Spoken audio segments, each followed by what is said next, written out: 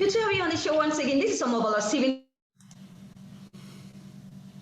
your host on Lawali Bamobolo Stephen. My podcast focuses on self-development topics with the occasion of incredible guys who come to the show to share insight on subjects or topics on the personal development. And it's been a wonderful and worthwhile career for me till date. Today's show, I have Jeff's mate, who's affectionately called the KPI guy. He's on the show with me today. Jeff's list of accomplishments is very impressive by anyone's standard. Jeff has worked with royalty, men of the Fortune 100 companies and their top executives, a leading motivational speaker who has spoken in more than 72 countries and has a fantastic history of delivering high-quality training to business leaders with no less than 7 #1 bestsellers to his name. Now, he's on record as the most successful author in history on the subject of KPI and business. Hi, Jeff. Welcome to Live Well by Mobile Stephen. Boy, thank you very much, and thank you for that wonderful introduction too. You've obviously done your research. Right. Thank you also for your time. I'm looking forward to your expert and professional insight on the subject of today's show. So, Jeff, can my audience know more about you?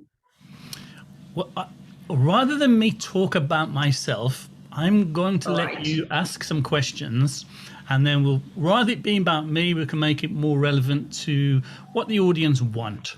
So I'm going to reverse the challenge. And what do you think your audience would like to know? And then I'll put my experience on top of that. No problem, I'm game. You love to talk. You love talking about how to use the latest cutting-edge strategies in leadership to deliver outstanding results, right? So, can you tell me more about the strategies? That's a really broad question. So let's try and put it into the context of what's happening in the world today. That's right. So leadership has always been right up there as number 1, number 2, or number 3 subject when you go speak at conferences around the world. At the moment, so we're on the back end of COVID, things are starting to lift in some places of the world, but conferences are not happening. But there's still interest in leadership. And one of the questions I get asked is, what do you think are the most important qualities of a leader today, more so than any other time? Well, one of the things that must be there, a leader must lead. So people won't go on a journey with anyone unless they know where they're going. So one of the primary focuses of a good leader is to decide what the journey is, but also to communicate with the team effectively about, this is where we're going. Would you like to come with me? That's the thing. But now, more than any other time, because people are losing their families to COVID, and there's lots of other things, and there's things that we're challenged with that are outside of what I might say normal circumstances. So for me, without doubt, the most important quality for a leader right now, empathy. Just delivering a business result and a business profit is nowhere near enough. We really have to understand where people are and embrace their challenges, because everyone is suffering, and it's about understanding how we can facilitate that and still move things forward. Right. Now, what are some of the main reasons why a high percentage of people fail to reach their full inspirations and potentials in life? Do you have any personal or professional insight? Yes, I do. So over the past 40 years, I've been studying how is it that successful people become successful. So my dad was a really clever, intelligent guy, but we had no money. I wouldn't say that we were poor, because that's a state of mind. We were broke. That's a state of pocket, and I met some very famous and some very wealthy people who were younger than my dad, who started from nothing. And so I studied them and found out how successful people become successful. But it's quite a minority, like 3 or 4%, something like that. So why is it that 97% of us fail to reach our objectives or fail what we're worthy of? And for what I've discovered primarily is, number 1, people do not know what they want. Let me give you an example, Mabola. I say to people, what do you want? And they say, I'd love to have more money. So I put my hand in my pocket, I give them a dollar bill. And I say, that's your dreams come true. And they say, no, I want more money than that. And I said, well, that's not what you asked for. You asked for more money, and that's what you got. So in your question to the world, to the universe, and in structuring the goal, people don't give enough clarity when they're asking for what they want or setting their goals and aspirations. So I was chatting with a lady the other day, and her goal was to write a book. And after 3 years, she completed the book. She now has a garage full of books, because writing the book was not her goal. That was just a conduit for what she wanted. What she wanted to do was to help people and to make some money in the process by selling her books. But that was not part of her goal. Her only goal was to write the book. So when the universe helped her to fulfill her goals, all she ended up with was a book, because that's what she asked for in her goal. So one of the reasons why people fail to reach their goals is they're not clear on what their goals are in the first place. The second one is because they get lots of knowledge on what they need to complete their goals, and then they get more knowledge, and then they get more knowledge, and then they get more knowledge. And I'm a bowler. They don't implement that knowledge. What they do is keep gathering knowledge. So they know what to do, but they don't do what they know. And what I found out that primarily with successful people, they find out what to do, they implement it. Then they find out more what to do, and then they implement it. They don't just keep on gathering knowledge. So what you have to do then is gather knowledge and implement it. Accumulating knowledge without implementing it is just merely trivia. You'll do well in a quiz, but you won't do very well in life in achieving your goals and business. So they're the two big reasons. It's the clarity of thought and knowing what you want, and then it's gathering knowledge and implementing it. Right. Jeff, you love to share with my audience and how to avoid some big mistakes they are taught in college or universities. Go ahead and tell me more. Okay. So one of the three biggest mistakes that I find in business, and I work with Fortune 100 companies all over the world, and the three things that come up. People say to me, Jeff, will you come and do a training course with us? And I say, yeah, sure. Or it's speak at a conference. And I begin the training course, and I have a number of delegates, and I say, why are you here? What do you want today? And at some point, somebody will always say, something new, something that I don't know. Well, first of all, the issue with that, I'm talking to a room of strangers. So I don't know what they know, and I don't know what they don't know. So for them to tell me and say, tell me what I don't know, I can't do that. I'm not a fortune teller, you know. So I say, what areas are you interested in?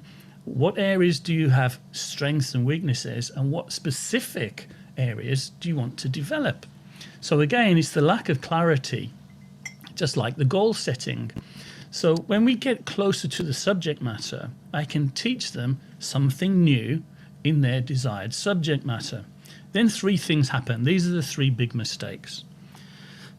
Once presented with new information, which people ask for, we're then presented with change. We don't like change. So when we're born, as babies, we're sponges. It's a fantastic time as we're growing up until the age of 5 to speak multiple languages, to learn skills. But after that age, we begin to specialize. And that's how we do really well as a species.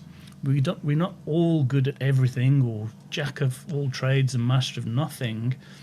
We all specialize and go into different industries, and we tend to be good at one or two things.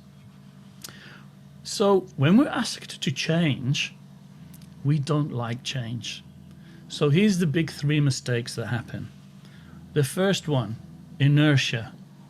So you can go into a company, give them a new idea, and they say, okay, I know I should change, but I don't want to, therefore I'm not going to.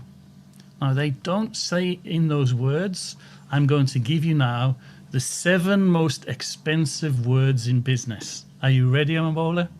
These are the 7 most expensive words you'll ever hear. So I explain how to do something, and they say, but we've always done it this way.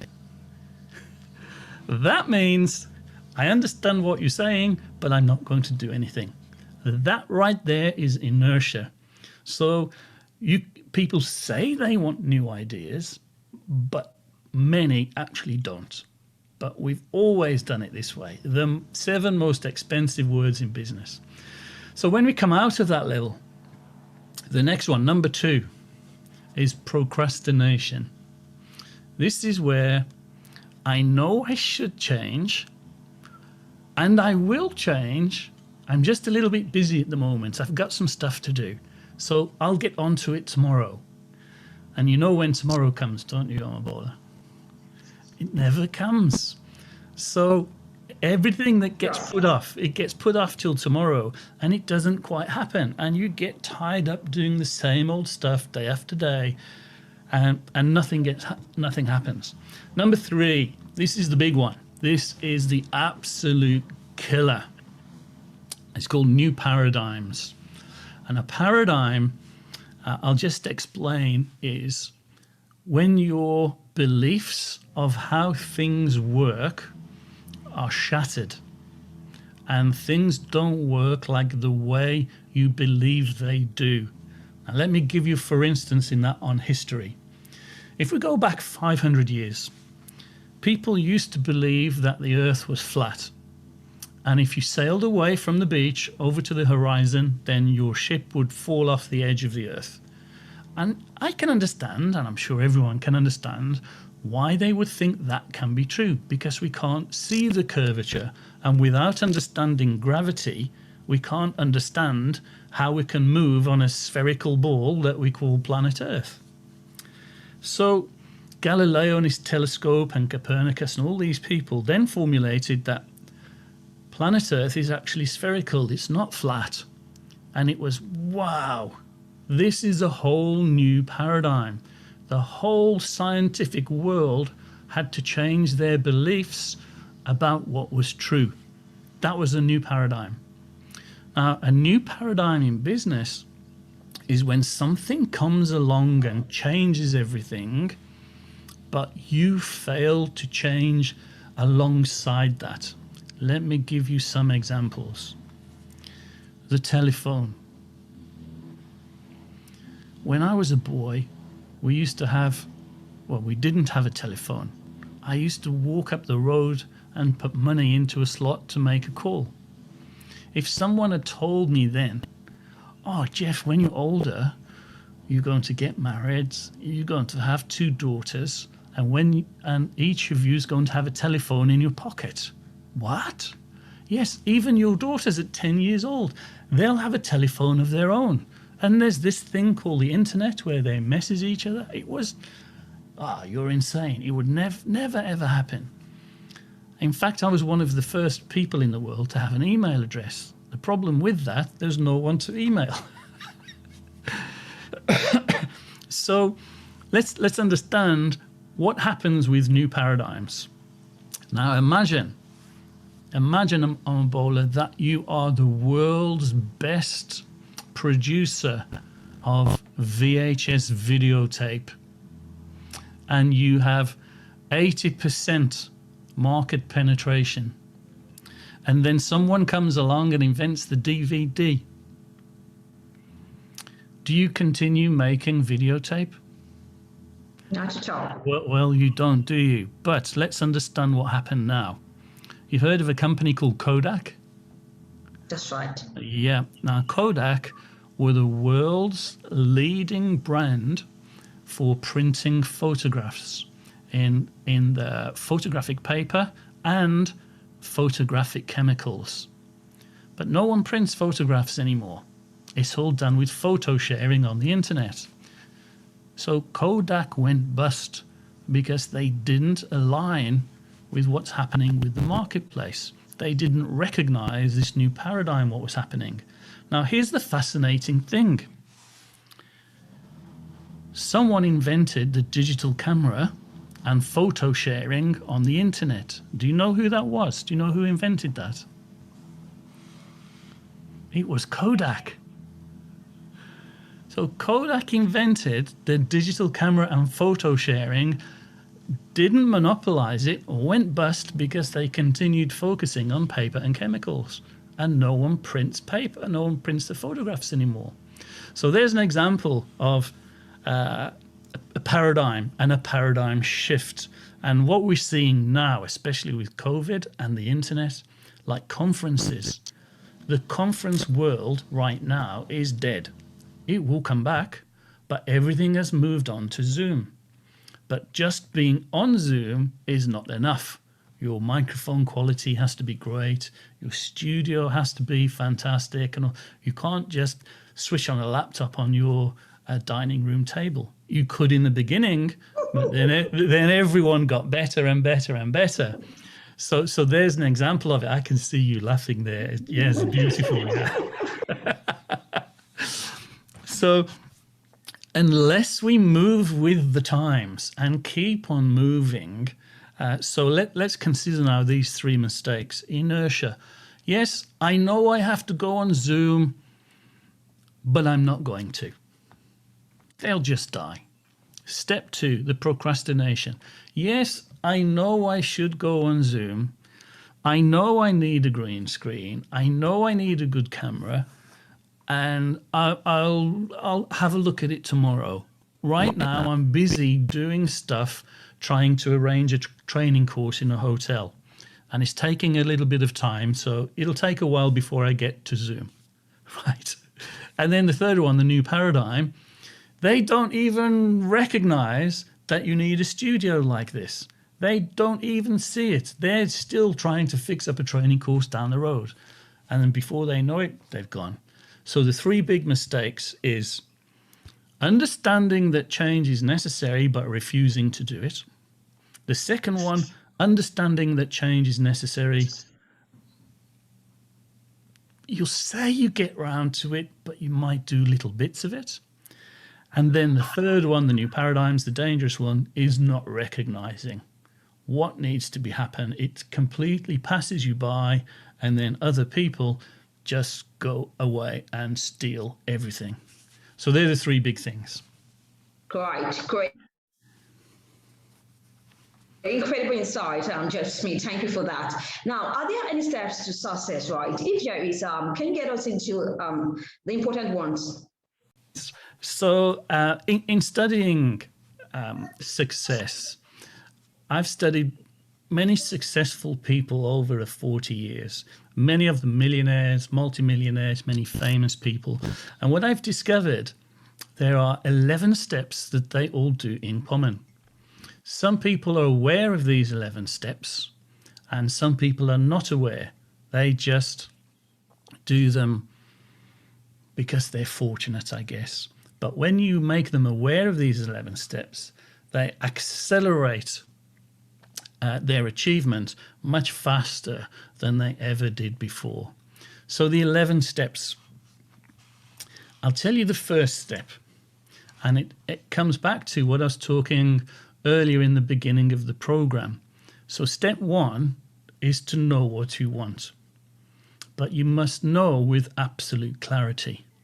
The second step is also really important, is that you must write it down. What's important about it is you don't use a keyboard and a PC and a Word document. You get a pen and paper and you write it. Now, there's something that physically happens in your brain when you take a pen and you write something. It's quite different to typing it on a keyboard. And what I found is successful people know what they want and they write it down. To make things happen faster and with more accuracy, the way you write it down must be really, really clear and without ambiguity. It must be really, really clear. And then the third step is to take action.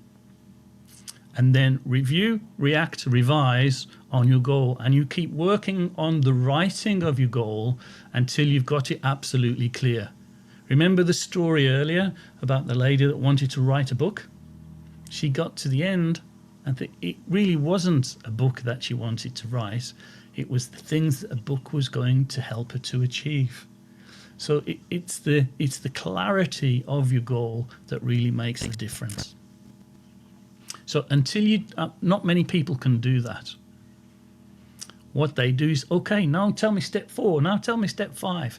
And they build the knowledge, but they don't implement. And that's the danger. Take those first 3 steps, implement, then find out what the other steps are. Awesome. So, Jeff, is having an education, getting knowledge and experience than others a deciding factor for making more money and success? Making more money. One of the major factors. The thing there, I believe, is that we're all on the same journey. We're just at different stages. So what we have to do is understand who we are, where we are, and what junction we're at on our journey and what we need to do to make the next step. Some of the questions I'm asked is on key performance indicators. For instance, what are the top 10 KPI? And this kind of answers your question too. And this is because the top 10 KPI for you would be quite different top 10 KPI for someone else, your sister, your brother. And this is because along our journey, we're at different stages of development. We need different things at different times. So our businesses are at different stages of development. And then as we grow and develop, we need different KPI for the next part of the journey. So there isn't a magic bullet to say, here's the top 10, take these top 10 and everything is fixed for you. Even on the 11 steps of success, there are 11 steps and 11 things you need to do. But what you do on them will be quite different. And it's about understanding where you are on this journey. Does that make sense? Sure, it does. Thank you once again for that. Now, we call you the KPI guy, right? So what would you love my audience to know about KPI? Well, I think we need to explain what KPI are first. So KPI, KPI, there are 3 letters that stand for key performance indicators. So what are key performance indicators? Everyone uses them every day in their life, sometimes without even knowing about it. For instance, if you've ever sat in a car, the dashboard that sits in front of you is a KPI dashboard. You know how fast you're going, you know the RPM of the engine, you know how much fuel you have. So when you get in the car, the fuel gauge, for instance, you ascertain how far you need to go on that day, and then you think, okay, how much fuel do I need to get there in this particular vehicle? So if you need, 10 gallons, you put 10 gallons in, away you go. Now, if that's a 2-hour trip, you won't need to be checking the fuel gauge every couple of minutes. Oh, I seem to have lost you. Are you back? Is a KPI dashboard. So you look at that to find out how fast you're going, the RPM of the engine, how much fuel you have, and things like that. And it's the same in a company. Are you going in the direction that you want to go? Do you have enough fuel to get there? In other words, cash flow. If you've ever been in a car, then the dashboard in front of you is a KPI dashboard. So you look at that to find out how fast you're going, the RPM of the engine, how much fuel you have, and things like that. And it's the same in a company. Are you going in the direction that you want to go? Do you have enough fuel to get there? In other words, cash flow. Do you have the right people doing the right things? And then you look on your satellite navigation to see, are you on the right stage of the journey and moving in the right direction? So that's what key performance indicators are. Specifically in business, we use them to ascertain specific things. Now, the misunderstanding that a lot of people have, a lot of people think they're answers. They're not. They're questions. So if your profitability is, 5% on something, it's understanding why it's 5%. And then looking at the market around you. Is it your sales process you need to look at? Is it marketing? So key performance indicators ask you things about your business and your aspirations so that you can question them to make sure you're on the right track. That's their purpose. Right. Great insight you have here, Jeff Smith, on today's show. I really had an incredible time, having you on the talk show today. So do you have any projects you have in the pipeline? I've got a number of projects right now. So I've written 7 books already. I'm writing another 4. And I'm writing them simultaneously, which is quite a huge task because I want them to have the same look and feel and experience in them. Because a strange thing happens when you write a book. When you begin writing, you find your voice, and then by the time you finish the book, you're a different person. So you, as an author, you learn a lot when you write a book also. And when you get to the end, you think, I could do a better job of writing this book now, and you could start again. So you have to be careful, and that's why goals are very important, because you can write a book and never ever finish it, because as a person we're always developing. So what I want you to do is write these 4 books from the same position by the same person, and I didn't want them written by 4 different people. You understand what I'm saying? So I'm writing these 4 in harmony together. So it's going to take me longer, but so that's the journey I'm on right now. And then, of course, the virtual world. So we're doing quite a lot in the virtual world as well. Great. I wish you best of luck in the project. Yeah. What is what? So do you have any parting words you'd like to share with my audience?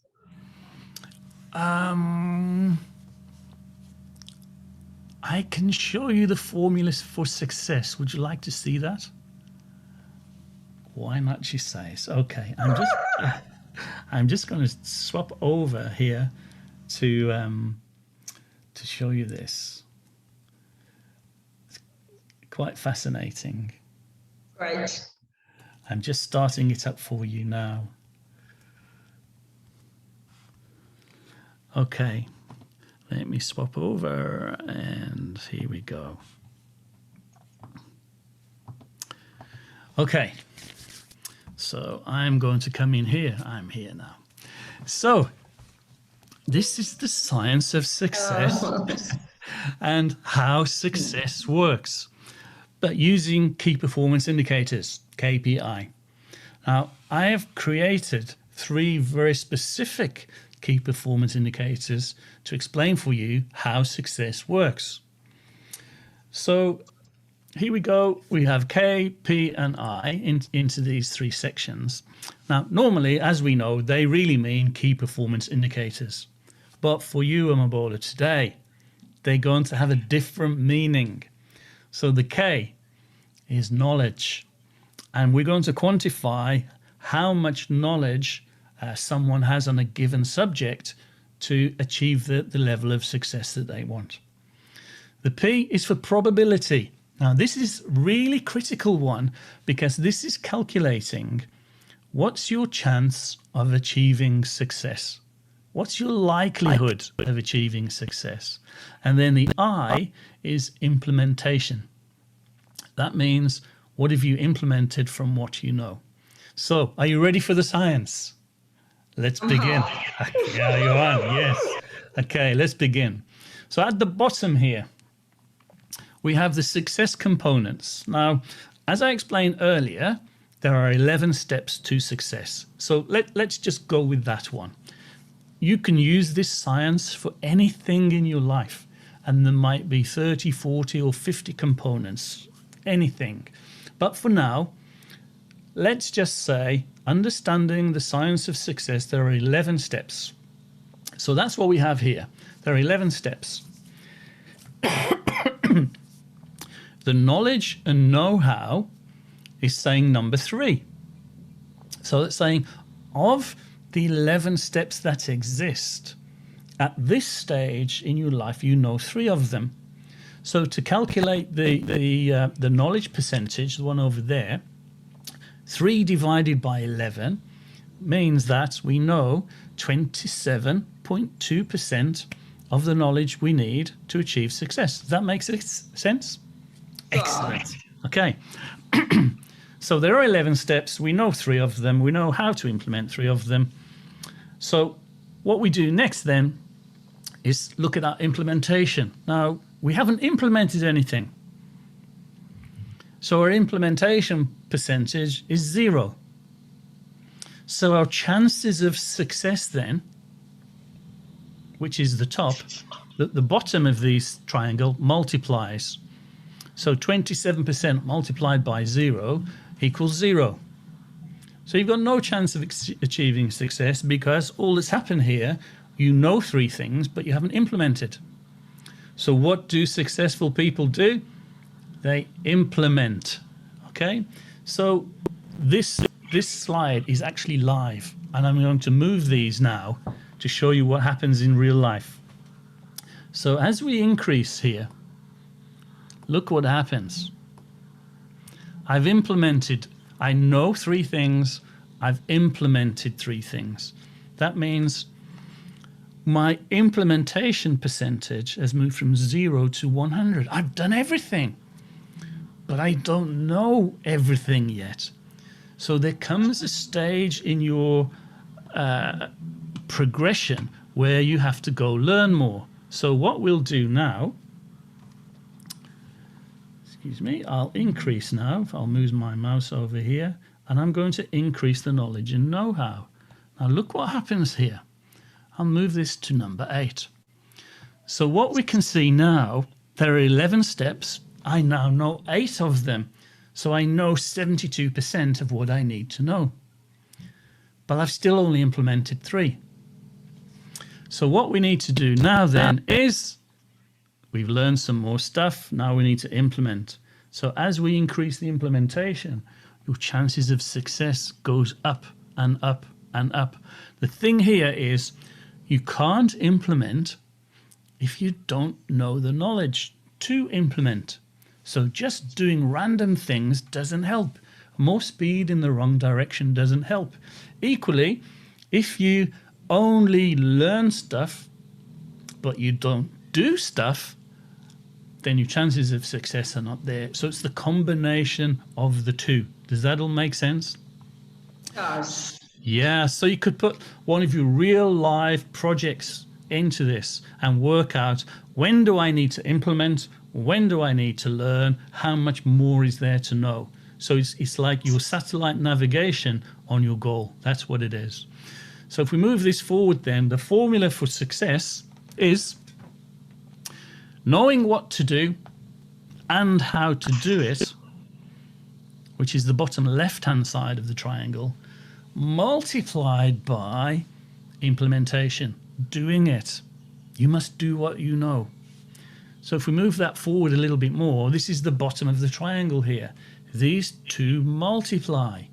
You have to know and learn how to do, and then you must do. And the 2 work in harmony together. You have to learn what to do and the right thing to do, but then you have to do it. You can't do stuff without knowing it, and it's pointless knowing it unless you do it. The 2 forces combine to deliver your success. So understanding failure. This is one of the questions you asked me earlier. Many people fail in life because they know what to do, but they don't do what they know. Let me show you what that means. So this graphic here is a classic example of that. Lots of people say, Jeff, what are the 11 steps of success? Now, I don't just give the 11 steps of success until people start implementing, because we can see from here, people take the 11, they know how to do all 11, but what do they do, Amabola? Nothing. Nothing, absolutely. And that's what frustrates me most of all. So I just give 2 or 3 and I say, go away and do it, then come back. Then I'll give you another 2 or 3, then come back. That's what happens. So there's a very famous saying that knowledge is power. It's not. It is not. Knowledge without action is merely trivia. It's just useful information. So there's no point having a goal unless you write it down and you get it down there with clarity. Step 1, and 97% of people don't do that. They just look for the next step. So you have to know what to do and then do what you know. That, Amabola, is the ultimate secret for success. Awesome. Awesome. Thank you once again, Jeff Smith. I really appreciate your insight on today's show. It's been my pleasure. Loop? Yeah. Do you have any social media loop you like my audience to get into?